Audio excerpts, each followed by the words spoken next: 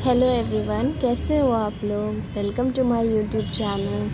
आपको वसंत पंचमी की ढेरों शुभकामनाएं। उम्मीद है आप सब लोग अच्छे होंगे। आज वसंत पंचमी के दिन हमारे घर में ये देखिए सुंदर सा वाइट गुलाब खिला है। ये देखिए, और अभी खिला नहीं है, अभी खिल रहा है। उम्मीद है और खिल जाएगा। आपको वसंत पंचमी की ढेरों शुभकामनाएं। खुश रहिए, खिलखिलाते रहिए और महकते रहिए। Bye bye.